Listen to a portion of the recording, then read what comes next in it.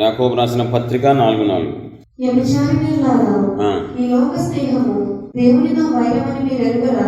కాబట్టి ఎవడు ఈ లోకంలో స్నేహము చేయకూడదు వాడు దేవునికి శత్రువగును. భయంకరమైన మాట అండి. దేవుని ప్రజలు జీవితాంతం గుర్తుపెట్టుకోవాల్సిన విషయం.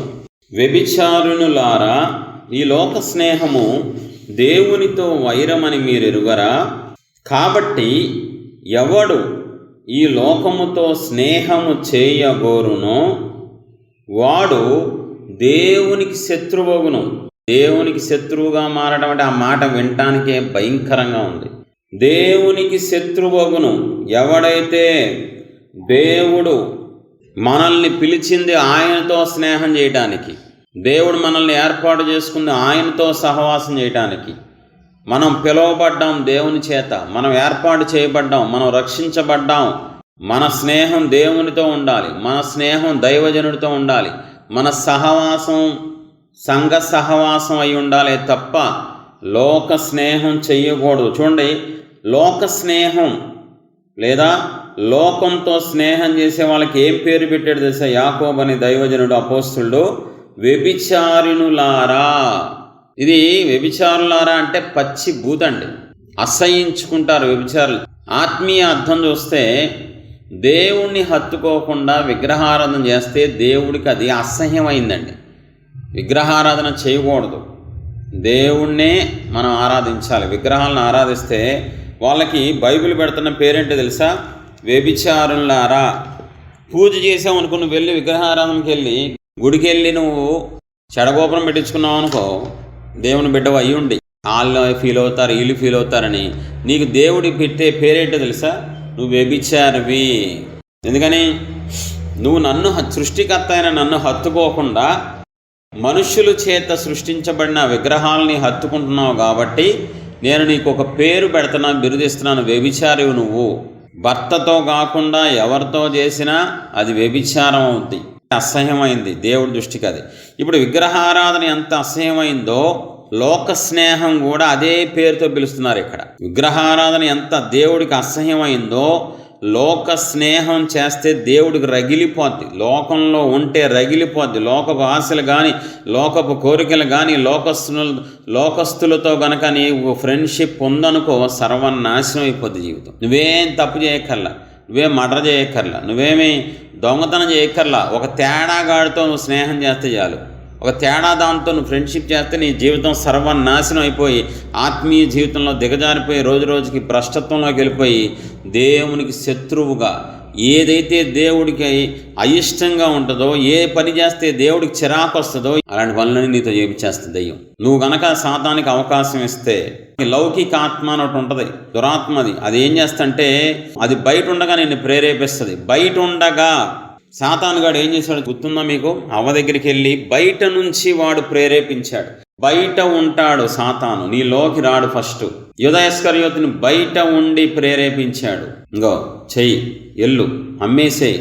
వాడు ఆలోచన బయట నుంచి పుట్టించాడు. ఆలోచనకి ఏకీభవించినందుకు లోపలికి వచ్చేసాడు. లౌకికాత్మ బయట నుంచి నిన్ను ప్రేరేపిస్తుంది. సాతానుగాడు వాడి టీమి ఖాళీగా ఎవడు కూర్చోడు, దెయ్యాలు కానీ సాతాను. ఈ ప్రపంచం అంతా సిద్ధపడుతుందని తెలుసు, దేవుని పిల్లలు దేవుని రాజ్యం కడతారని తెలుసు, దేవుని పిల్లలు దేవుని మహింపరుస్తారని తెలిసి వాళ్ళు టీం చాలా సిన్సియర్గా వర్క్ చేస్తుంది. క్రిస్టియన్ టీమే పని చేస్తుంది. కానీ ఎవడిని మింగుదుమా అని అపవాది గర్జించు సింహమలే తిరుగుతూ తిరుగుతూ తిరుగుతూ ఎవడు దొరుకుతాడు, ఎవడిని వేసేద్దాం. బైబిల్లో మాట ఉంటుంది, భయంకరమైన మాట. ఏర్పరచబడిన వారిని సహితము అపవాది మోసం చేస్తున్నాడంట. మామూలు వ్యక్తులను కాదు ఆడు మోసం చేసేది, సామాన్యమైన వ్యక్తులను కాదు, అల్పులను కాదు, విశ్వాసులను కాదు, ఏదో నామకార్థులను ఆడు పట్టించుకోడు. ఎందుకంటే నామకార్థ క్రైస్తవులు ఆడులోనే ఉన్నట్టు కదా, ఆడుతోనే ఉన్నట్టు. వాడెక్కడికి పోతాడో నరకానికి, నామకార్థ క్రైస్తవులందరూ నరకానికి పోతారు. దేవుడు స్వారూప్యం వస్తే తప్ప నువ్వు పరలోకం వెళ్ళవు. నువ్వు ఎదగాలి, నువ్వు ఫలించాలనుకుంటున్నావు చూసావా, నేను దేవుడి రాజ్యం కట్టాలి, ఆత్మల రక్షణ, దేవుని సంతోషపడి దైవజన్ సంతోషపడి అని నువ్వు ఎప్పుడైతే మొదలు పెడతావో నీ ఆత్మీయ యాత్ర వాడు కన్నేస్తాడు. ఇప్పుడు బయట నుంచి లౌకికాత్మ నీలోకి ప్రవేశించడానికి ఏదో ఒక పన్నాగం పట్టిద్ది. ఒక దురాత్మ నీలో రావడం కోసం ఒక మనిషిను ఒక సన్నివేశాన్నో ఒక వస్తువునో ఏదో ఒకటి వాడుకుంటుంది. ఖచ్చితంగా వాడుకొని నీలో ఆశ పుట్టించి ఆశ పెరిగినప్పుడు నువ్వు ఏకీవించినప్పుడు లోపలికి వచ్చేస్తుంది. అది వచ్చిన తర్వాత ఇంకా చెలరేగిపోద్ది లోపలుండి. అది వచ్చిన తర్వాత ఇంకా నిన్ను ఎంజాయ్ చేయి, లోకంలో ఎంజాయ్ చేయి, సినిమాలు చూడు, సీరియల్ చూడు, వాళ్ళతో ఫ్రెండ్షిప్ చేయి, వీళ్ళతో ఫ్రెండ్షిప్ చేయి, కోరికలు నీలో పెంచుకో. దేవుడొద్దు, దేవుడు ఎప్పుడు చూసినా దేవుడేంటి, ఈ వయసులో దేవుడేంటి నీకు, చిన్న వయసులో అని లోపలున్న దురాత్మ నిన్ను రోజు రోజుకి ఏదైతే అనుకుందో అది ఎంతైతే నిన్ను నాశనం చేయాలో, ఎంతగా నిన్ను దిగజార్చాలో. కాబట్టి ఇక్కడ మాట ఎంత కఠినంగా ఎంత దారుణంగా ఉందంటే, ఈ లోక స్నేహం దేవుని దృష్టికి వైరం అని మీరు ఎరుగరా? ఎవడైతే చేస్తాడో స్నేహం లోకంతో వాడు దేవునికి శత్రువు అయిపోతాడంట. దైవజనుడు కాదు సుమా, దేవునికి శత్రువు అయితే దేవుడు ఏం చేస్తారండి? పగ తీర్చుకుంటారు. మన దేవుడు పగ తీర్చుకునే దేవుడు. నేను నిన్ను కష్టపడి తెచ్చా, చాలా గొప్ప ఉద్దేశంతో వాళ్ళని వీళ్ళని వాడుకొని అది చేసి ఇది చేసి వాళ్ళని వీళ్ళని ప్రేరేపించి నిన్ను తెచ్చి నా సన్నిధిలో కూర్చోబెట్టుకున్నా. నువ్వు గనక నాకు లోబడకుండా లోపలుండి నువ్వు సాతానికి లోబడ్డావు కాబట్టి, నా సన్నిధిలో ఉంటూ నా సహవాసంలో ఉంటూ దెయ్యానికి దురాత్మకు అవకాశం ఇచ్చి తెచ్చుకున్నావు కాబట్టి నీ అంతు చూస్తానంటున్నారు దేవుడు. చాలా దారుణమైన విషయం. ఒక వచనం చూద్దాం చూడండి, ఇంకా క్లారిటీగా. ఇప్పుడు యాకోబు చెప్పాడు, యోహాను చెప్తున్నాడు చూడండి, 1 యోహాను 2:15 నుంచి. ఈ లోకమునైనను ఎవడైనను ప్రేమించిన ఎడల తండ్రి ప్రేమ వానిలో ఉండదు. లోకములో ఉన్నదంతయు అనగా శరీరాశయు, నేత్రాశయు, జీవపు డంబమును తండ్రి వలన పుట్టినవి కావు, అవి లోక సంబంధమైనవే. లోకమును దాని ఆశయు గతించిపోవుచున్నవి కాని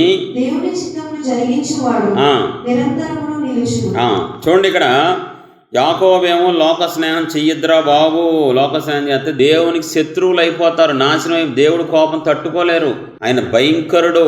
ఆయన కనుక ప్రేమ భరించగలం కానీ ఆయన కోపం తట్టుకోలేం. చుక్కలు చూపించేస్తారు, నరకం చూపిస్తారు, ఇక్కడ మళ్ళీ పెద్ద నరకానికి వేసేస్తారు ఆయన. ఇప్పుడు కూడా భూమి మీద చూసారా, చాలా మంది నరకం అనుభవిస్తున్నారు ఈ భూమి మీద. ఎందుకు బతుకుతున్నాం, ఈ రోజులు, ఈ బాధలేంటి, అప్పులేంటి, ఇది శాంపిల్. మళ్ళీ యుగయుగాల ఆత్మనాదాలు ఉంటుంది అనవసరంగా. ఇక్కడ యాకోబు అలా చెప్పాడు. ఇక్కడ యోహాను వచ్చేటప్పటికి ఏం చెప్తున్నాడు సార్, ఇంకా క్లారిటీగా. లోకము అంటే, లోకం అంటే ఏంటని, లోకం అంటే ఏంటి పాస్టర్ గారు అంటారు కదా, ఇక్కడ అందుకే ఉంది, లోకములో ఉన్నదంతయు శరీరాశ, నేత్రాశ, జీవపుడమ్ము. ఈ మూడే. శరీరాశ, బాగా తినాలి, బాగా పడుకోవాలి, బాగా అందంగా రెడీ అవ్వాలి. దేవుని పిల్లలకు ఉండాల్సిన కోరికలేనే. బ్యూటీ పార్లర్లో లోకస్లు అందంగా రెడీ అవుతారు. నీకేం వచ్చింది పోయే కాలం? న్యాచురల్గా ఉండాలి. దేవునికి ఎలా ఇచ్చారో అంత అది న్యాచురల్గా ఉంటే దేవుడిలో నువ్వు ఎదిగితే దేవుడిచ్చే కాంతి, దేవుడిచ్చే కళ నువ్వుతావు. నువ్వు దరిద్రమైన బ్యూటీ పార్లర్ల వల్ల, లోకంలో జడల వల్ల, గడిది గుడ్డు వల్ల నీకేం అందం రాదు. ఉన్న అందం పోద్ది. దేవుడికి అసహ్యం ఎత్తని మీద నీకేంటే బాబు, నేను ఇచ్చిన అందం చాలదా, నేను ఇచ్చిన న్యాచురల్గా నేను ఇచ్చిన ఆ స్వరూపం చాలదా అని దేవుడికి అసహ్యం వస్తుంది నీ మీద. నిజంగా చెప్తున్నా, దేవునిలో ఉంటే, దేవునితో సహవాసం చేస్తే, దేవుణ్ణి ఆరాధిస్తే దేవుడిచ్చే కళ, దేవుడిచ్చే అందం అన్నీ వేరుగా ఉంటాయండి. ఆరాధికులకు దేవుడిచ్చే అందం అద్భుతంగా ఉంటుంది. అందరూ ఇది గుర్తుపెట్టుకోవాలి.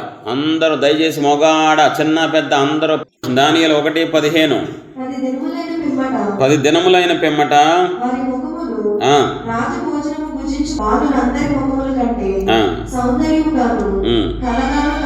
సౌందర్యం. అబ్బా ఎంత బాగుందండి ఇది, మనం నేర్చుకోవాలి. 10 దినములైన పిమ్మట వారి ముఖములు రాజు భోజనము భుజించు బాలురందరి ముఖముల కంటే సౌందర్యముగాను కలగాను కనబడగా నన్ను బాగా సంతోషపెట్టిన వచ్చిన అద్భుతంగా ఒక మర్మం. దేవుని ప్రజలకి దేవుడిస్తున్న ఒక మర్మం. ఒరే, నేనేరా అందాన్ని ఇచ్చేది, సౌందర్యం ఇచ్చేది నేను, కళనిచ్చేది నేనురా. మీరు నాకు లోబడండి, నేను చెప్పినట్టు చేస్తే మీరు బయట వాళ్ళు ఎంత ఖర్చు పెట్టి బ్యూటీ పార్లర్కి వెళ్ళినా, వాళ్ళు ఎంత బలమైన ఆహారం తిని సౌష్ఠ్యాన్ని అందాన్ని పెంచుకోవాలని ఎన్ని ప్రయత్నాలు చేసినా, జిమ్కి వెళ్ళినా గిమ్కి వెళ్ళినా ఎవ్వరు నీ ముందు సరిపోరు, నీ అందం ముందు. అలా ఇస్తాను నేను నీకు అందాన్ని. అలా నీకు ఇస్తాను సౌందర్యాన్ని, అలా నీ ముఖంలో కళనిస్తాను, నీ ముఖంలో అందాన్ని ఇస్తా. అనేక మంది చూసినప్పుడు బా ఇంత ఫేర్గా ఉన్నావంటే నువ్వు ఫెయిర్ అండ్ లవ్లీ అవుతావా? కాదు, దేవుడికి లోబడుతున్నా నేను. ఏ ఫుడ్ తింటున్నావు, ఏ డైట్ వాడుతున్నావు? నేను ఏ డైట్ వాడట్లా, పొద్దున్నే దేవుడితో సహవాసం చేస్తున్నాను.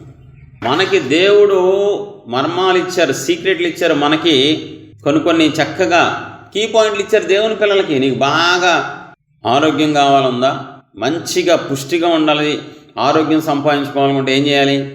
బాగా ఆరోగ్యం కావాలి. చాలామంది ఎటు చూసినా రోగాలు, ఎటు చూసినా వ్యాధులు కదా.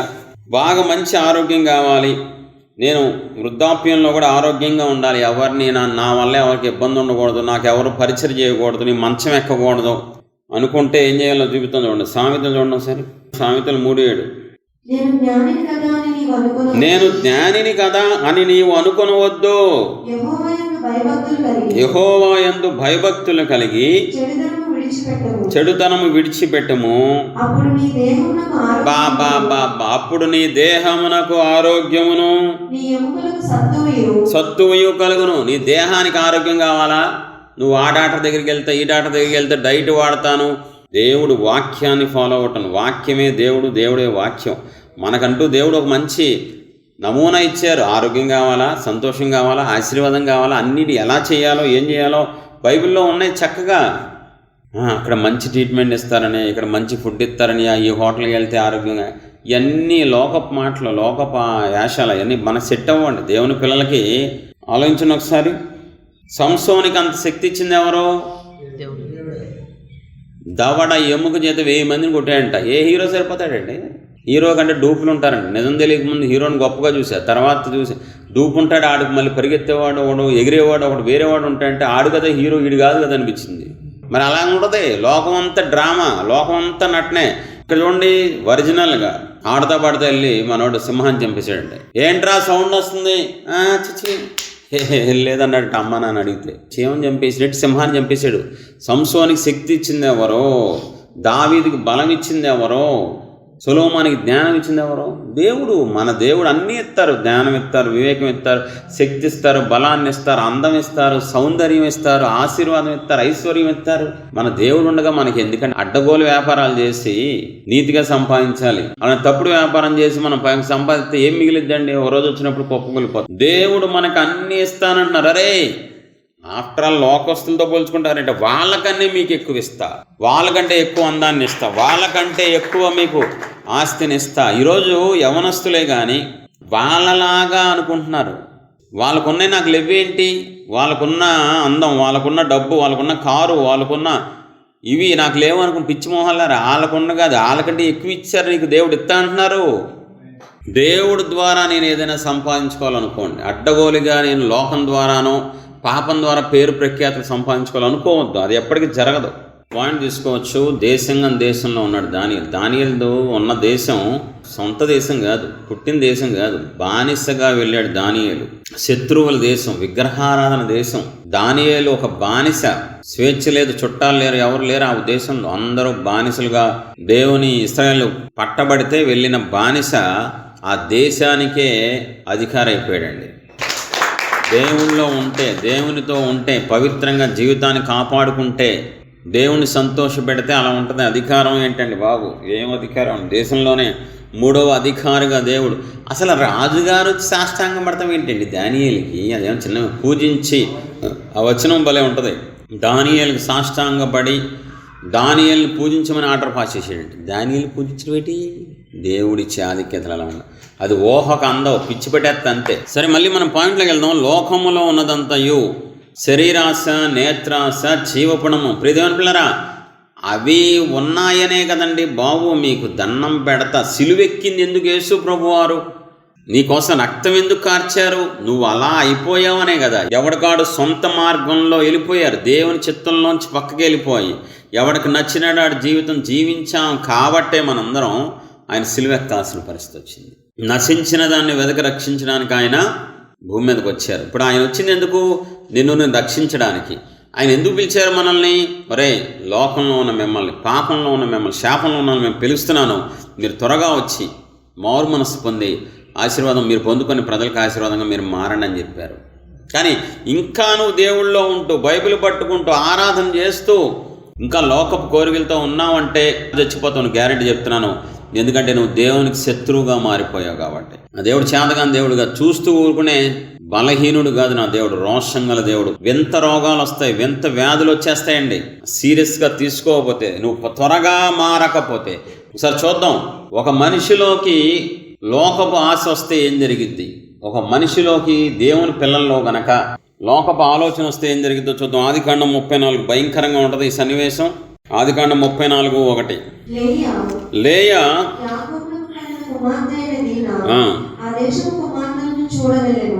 యాకోబుకు 12 మంది కొడుకులు, ఒక కూతురు, ఒక్కగానొక్క కూతురు యాకోబు కండి. యాకోబు ఎవరు అనుకున్నారు? అబ్రహాము యొక్క మనవడు, ఇస్సాకు యొక్క కొడుకు. అబ్రహాము దేవునికి స్నేహితుడు, ఇస్సాకు దేవుడితో నడిచిన వ్యక్తి. దేనాకి నానెవరో? యాకోబు, దేవుడితో పోరాడి గెలిచినోడు తండ్రి. తాత ఎవరో? ఇస్సాకు. చిన్న వయసులోనే దేవుడి కోసం చచ్చిపోవడానికి ఒక గొప్ప సమర్పణ కలిగినోడు తాత. ముత్తాత ఎవరో? దేవునితో నడిచిన స్నేహితుడండి. ఆ దేశపు కుమార్తెలను చూడాలని ఆశ కలిగిందంట యాకోబు కూతురికి. ఏం ఆశ కలిగింది?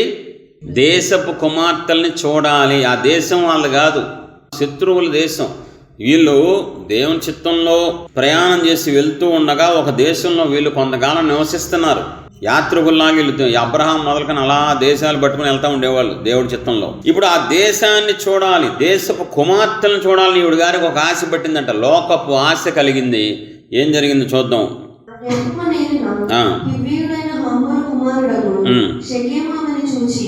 ఆమెను పట్టుకుని ఆమెతో సైనించి ఆమెను అవమానపరిచింది. అతని మనస్సు యాకోబు కుమార్తె అయిన దీనా మీదనే ఉండెను. అతడు ఆ చిన్నదాన్ని ప్రేమించి ఆమెతో ప్రీతిగా మాట్లాడి. చాలు, నేను చెప్తాను ఒకసారి మ్యాటర్. ఒక క్రైస్తవ కుటుంబంలో ఒక్కళ్ళ గనక లోకంలో ఉంటే ఆ ఒక్కళ్ళని బట్టి కుటుంబం అంతా రోడ్డు మీద పడిపోద్దండి. ఒక్కళ్ళని బట్టి 100 మంది అక్కర్లా. కుటుంబంలో 5 ఉంటారు లేదా 4 ఉంటారు, భార్య భర్తలు, 2 పిల్లలు లేదా 3 పిల్లలు. భర్త లోకంలో ఉన్నా, భార్య లోకంలో ఉన్నా, ఒకవేళ కూతురు లోకంలో ఉన్నా, కొడుకు లోకంలో ఉన్నా, ఎవరో ఒక్కళ్ళు లోకంలో ఉంటే సర్వనాశనం అయిపోద్దండి. కుటుంబం అంతా పోద్ది. నష్టం ఏంటో తెలుసా? ఒకళ్ళకి కాదు. ఇప్పుడు ఎగ్జాంపుల్ మీకు చూపుతాను చూడండి. దీనా ఏం చేసింది తెలుసా? ఆ దేశపు కుమార్తెలను చూడాలని బయలుదేరిందండి. అంటే లోకాన్ని చూడాలని బయలుదేరిందండి. ఏం జరిగింది? ఆ దేశంలో ఒక పెద్ద అధికారి ఉన్నాడు, సీఎం లాంటోడు అనుకోండి. వాళ్ళ కొడుకు ఈ దీనాన్ని చూడంగానే పాపం చేయాలనిపించిందంటండి. చేసేసాడు. అవమానపరిచి ఏడుస్తూ ఇంటికి వెళ్ళిపోయిందండి. ఏంటమ్మా ఏడుస్తున్నావు అని అడిగారు అన్నలు, సొంత అన్నలు, యాకోబు కొడుకులు. అన్నయ్య నన్ను అని ఏడుస్తూ గుండె పైలేలాగా, ఫలానా అధికారి కొడుకు నన్ను పాడు చేసాడు అన్నయ్య, నేను చచ్చిపోతాను. వద్దొద్దు, నేను ఉన్నాను కదా అని చెప్పి వెంబటే వాళ్ళ దగ్గరికి వెళ్తే ఈ కొడుకు అంటాడు, వెళ్ళి వాళ్ళ నాన్న దగ్గరికి వెళ్ళి, నేను ఒక అమ్మాయిని చూశాను, అమ్మాయి మన దేశం అమ్మాయి కాదు, వేరే దేశం అమ్మాయి, నాకు ఆ అమ్మాయిని ఇచ్చి పెళ్లి చేయండి, అది నేను చచ్చిపోతాను అన్నాడు ఆడు. సరే అని చెప్పి వచ్చి ఈ దీనా అన్నలతో మాట్లాడతారు, మా అబ్బాయిని మీ అమ్మాయికి ఇచ్చి పెళ్లి చేద్దాం అనుకున్నా. సూపర్, బ్రహ్మాండం కదా, కలిసిపోదాం అని చెప్పేసి రెడీ. అలాగే ఓకే ఎడ్డా అని చెప్పి పెళ్లి కొప్పేసుకుంటారండి. చాలా తెలివిగా చేస్తారు సొంత అన్నలు. దీనా అన్నలు పగతో ఉన్నారు లోపల మనసులో, నా చెల్లిని పాడు చేస్తారు కదా, నేను చెప్తా అని చెప్పి వీళ్ళందరూ పగతో అబద్ధం చెప్పి మోసం చేసి, మీరు ఏం చెప్తే చేద్దాం, మా అమ్మాయి మీకు ఇస్తాం, మా చెల్లిని మీకు ఇస్తాం అని చెప్పి ఒప్పుకొని అందరిని చంపేస్తారండి. యాకోబు కొడుకులు హంతకులైపోతారండి. కేవలం చెల్లి చేసిన పనికి అన్నలు కోపావేశులైపోయి వెళ్ళి ఆ దేశంలో మగవాళ్ళందరినీ చంపేస్తారండి. రక్తపాతం ఊరంతా. దేవుడు బిడ్డ అయి ఉండి లోకపు ఆశ, లోకపు కోరిక తను వ్యభిచారిగా మారిపోయింది. మళ్ళీ జీవితం బైబిల్ మొత్తం మీద ఇంకెక్కడ దీనా పేరే ఉండదండి. ఒక్కసారి నీకు వచ్చే కోరిక, ఒక్కసారి నీలో సాతాను పెట్టే ఆ లోకపు ఆశ, లోకపు స్నేహం మళ్ళీ జీవితంలో నీ పేరు కూడా తుడిచిపెట్టిపోద్ది అంతే. మళ్ళీ క్రైస్తవ చరిత్రలోనూ ఉండవు. అలా లాగేస్తాడు సాతాను గాడు. ఒక్కసారి చేసిన తప్పుకి అలా దేశపు కుమార్తెను చూడటానికి వెళ్ళింది. ఆడు చూశాడు, పాపం చేశాడు, ఇంట్లో చెప్పింది. అన్నలందరూ కలిసి మగవాళ్ళని చంపేశారు, ఆడిని పాపం చేసిన ఆడిని చంపేశారు, అందరూ హంతకులే. అరే యాకోబు, అరే ఏంట్రా ఇదంతా? యాకోబు గుండె చీలికిపోయింది. అరే నా పిల్లలని మీరు ఇట్లా చంపేయడం ఏంటి? మన దేశం కానీ దేశం, మనం ఎలా బతుకుతాం? మీరెందుకు చంపేశారు? నువ్వెందుకు వెళ్ళావే? అసలు లోకం నీకేం కరమే? ఇంత మంచి కుటుంబం ఉంటే ఇంట్లో చావకుండా నీకేం రోడ్ల మీద తిరగటం? ఈరోజు కూడా క్రైస్తవులని చెప్పుకుంటూ, దేవుని పిల్లని చెప్పుకుంటూ పిచ్చి బట్టలేసి రోడ్ల మీద తిరుగుతున్నారు. ఉద్యోగాలు ఇస్తే దేవుడు ఉద్యోగాల్లో సాక్షులుగా ఉండనమ్మా నా పిల్లలారా నా కూతుర్లారా అని ఉద్యోగాలు ఇస్తే బరి తెగించి వీళ్ళు పాపం చేసి అనేక మంది పాపం చేయడానికి కారణం అవుతున్నారు ఆడపిల్లలండి. ఎంత దరిద్రం అండి బాబు. దేనాకి పట్టిన గతి నీకు పట్టదా? దేనా కుటుంబానికి పట్టిన గతి నీ కుటుంబానికి పట్టదా? చెప్పను, ఆలోచించండి ఒకసారి. ఒక్క ఆశ గుర్తుపెట్టుకోండి, ఈ లోకాధికారి వస్తున్నాడు, వానితో నాకేంటి పని? వాడు లోక అధికారి. ఈ లోకమంతా దుష్టుని యందు ఉందని వాక్యం సెలవిస్తుందండి. మనం చాలా జాగ్రత్తగా ఉండాల్సిన రోజులు ఇవి. మంచి రోజులు కావు. మంచి ప్రదేశంలో మనం లేము. మంచి ప్రజల మధ్యలో మనం నివసించట్లేదండి. మన ఆత్మను కాపాడుకోవాలి. మన దేహాన్ని, మన జీవితాన్ని, మన కుటుంబాన్ని మన సంబంధించి కాపాడుకునే రోజుల్లో ఉన్నాం. హైవే మీద ఎంత జాగ్రత్తగా వెళ్తారండి. బండిపోని కారు కానీ హైవే మీద ఏ వెహికల్ స్పీడ్గా వచ్చేస్తూ ఉంటాయి బళ్ళు వెనక నుంచి. అది పెద్ద హైవే అనుకోండి, రష్గా ఉండే రోడ్డు అనుకోండి, చాలా ఎలర్ట్గా బ్రేక్ మీద జాగ్రత్తగా ఉంటూ ఒక పక్క డ్రైవింగ్ చేస్తూ జాగ్రత్తగా ఉంటారు. ఏ చిన్న తేడా వస్తే ఎగ్గిరి కొట్టిద్ది కారు, శవాలు లెగిసిపోతాయి. మన ఆత్మీయ జీవితం ఈరోజు ఎలా అయిపోయిందంటే, ఎటు నుంచి శత్రువు వస్తాడో తెలియదు, ఎవడొచ్చి నిన్ను పాడు చేస్తాడో తెలియదు, ఎవడు నిన్ను ప్రేరేపిస్తాడో తెలియదు లోకంలోకి. భయంకరమైన పొజిషన్లో మీరు ఉన్నారు. అంత ఈజీ కాదు ఆత్మను కాపాడుకోవడం. అంత వైరాగ్యం మీకు లేదు. అంతగా దేవునితో దానియేలు వలె ఆహారం విషయంలో కాపాడుకునే అంత మీకు భక్తి లేదు.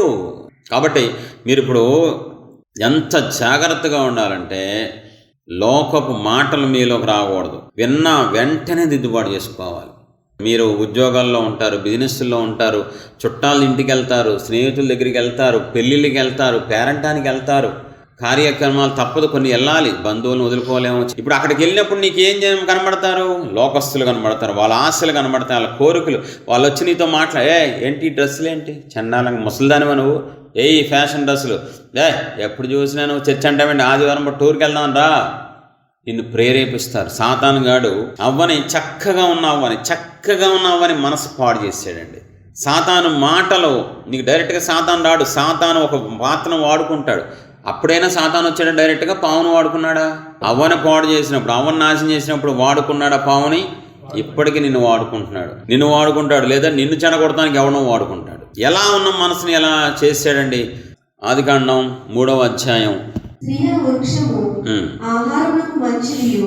ఆహారమునకు మంచిదియు కన్నులకు అందమైనదు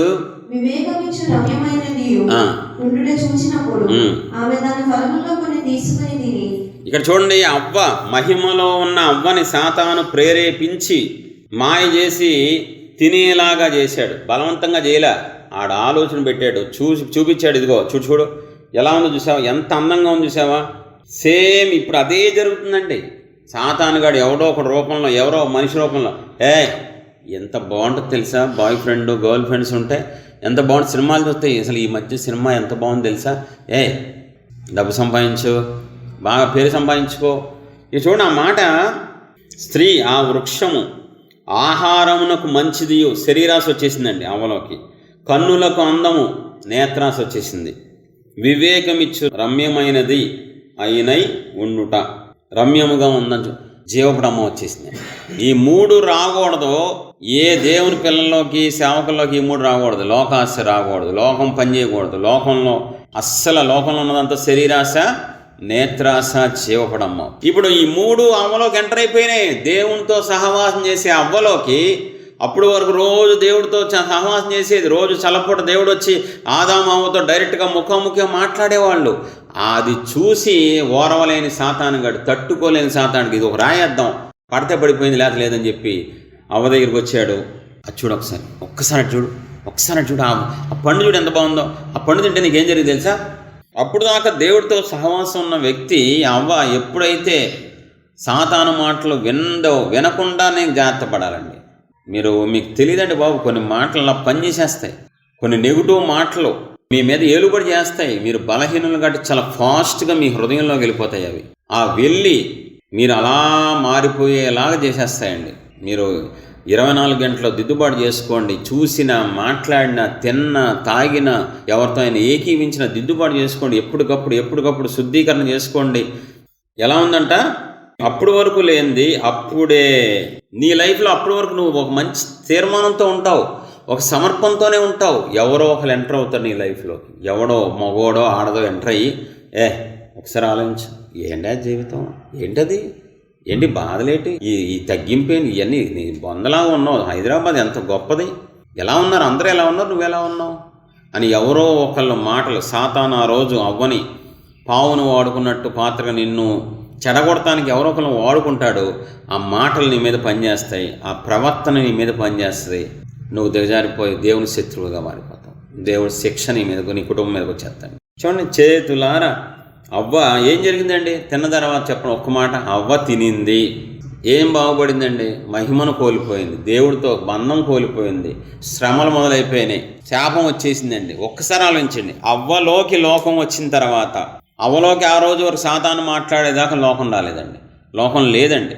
చక్కగా రోజు దేవుడితో ముఖాముఖిగా మాట్లాడుకునేది. లోకం అవ్వలోకి వచ్చింది, లోకపు ఆశలు వచ్చినాయి. ఆ ఆశ చేతులతో చేసేలాగా, క్రియల్లో చేసేలాగా వెళ్ళిపోయింది. కోసుకుంది, తినేసింది, మహిమను కోల్పోయింది, దేవుడితో బంధాన్ని కోల్పోయింది, శాపగ్రస్తురాలు అయిపోయింది, కష్టాలు మొదలైనాయి, శ్రమలు మొదలైపోయినాయి. అది వాక్యం నిరర్ధకం అవ్వదు. ఇప్పుడు కూడా దేవుని పిల్లల్లో ఎలాగైతే అవ్వలోకి ప్రవేశించిన నీలో కోరికలు వస్తే, ఆ కోరికల ఆచరణలోకి వెళ్తే అవ్వకు పట్టినట్టే గతి నీకు పట్టిద్దండి. అవ్వ ఏం బాగుపడిందండి, ఆ శాపం చూడండి ఒకసారి. అవ్వకి ఏ శాపం దేవుడు ఇచ్చారు? ఆదికాండం 3వ అధ్యాయం 16వ వచనం. ఆయన స్త్రీతో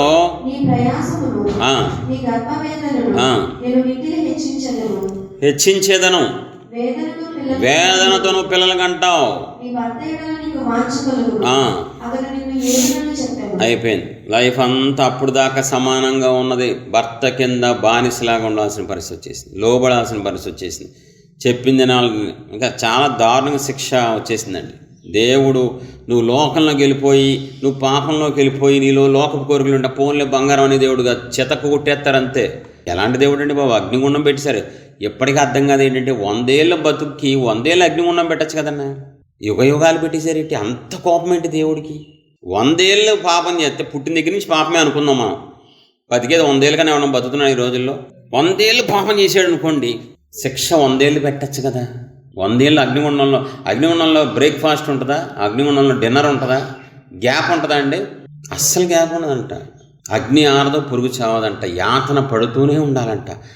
దేవుని కోపం నీకు తెలియాలంటే యుగాలు ఆర్తనాదాలు ప్రకటన చూసుకోండి. యుగములు అగ్ని గంధకాలతో కాలు అగ్నిగుండంలో వేయబడడం అంటే ఆయన కోపం అక్కడ అర్థమైపోద్దండి. ఆయన ఏమో చేతకాని దేవుడు, నిన్ను వదిలేసి సర్లే అమ్మా నువ్వు ప్రణాళికలో ఉన్న వ్యక్తివి కదా, నీ ఇష్టం, నువ్వు తమ్మనాడు అనే దేవుడు కాదు. ప్రణాళికలను తప్పిపోతే యోనా జస్ట్ ఊరి నుంచి ఈ ఊరు వెళ్ళినందుకు చుక్కలు చూపించేశారండి యోనాకి. సేవకుడు, ఒరే నినివే వెళ్ళరా, నీతో పనుందరా అంటే తర్షీష్కి వెళ్తాడు. ఏం బాగుపడ్డాడు? అవమానం, భయం, సముద్రంలో పడిపోయాడు, నీళ్ళలోకి వెళ్ళిపోయాడు, సావుబతుల్లోకి వెళ్ళిపోయాడు, కిందకి నాచుదాకా వెళ్ళిపోయాడు. బాబా క్షమించండి. ఆయన విడిచిపెట్టే దేవుడు కాదు, వదిలేసే దేవుడు కాదు. సర్లే మీ అమ్మా నాన్న వదిలేసినట్టు ఇంక నేనేం చేయలేను అనే దేవుడు కాదు. చావు కొట్టేస్తారు, ఆయన శిక్ష వేసేస్తారు, దెయ్యానికి అప్పచెప్తారు, సాతానికి అప్పచెప్తారు. ఎందుకంటే అవన్నీ మనకి దేవుళ్ళో ఉంటే ఆశీర్వాదం, దేవుళ్ళో ఉంటే ఆనందం, అన్నీ ఇస్తారు మనకు. ఆయన భౌతికంగా ఇస్తారు, ఆశీర్వాదం ఇస్తారు, కార్లు బంగ్లాలు. నువ్వు అడ్డగోలుగా లోకం ద్వారా సంపాదించుకోవాలనుకుంటే అది పిచ్చితనం. మీలో చాలా మందిలో లౌకికాత్మ ఉంది, దెయ్యం ఉంది మీలో. అందుకే మీలో కూర్చున్నా నుంచున్న లోకపు ఆలోచనలు వస్తున్నాయి, లోకపు కోరికలు పడుతున్నాయి, డబ్బు మీద, బంగారం మీద, వీటన్నిటి మీద.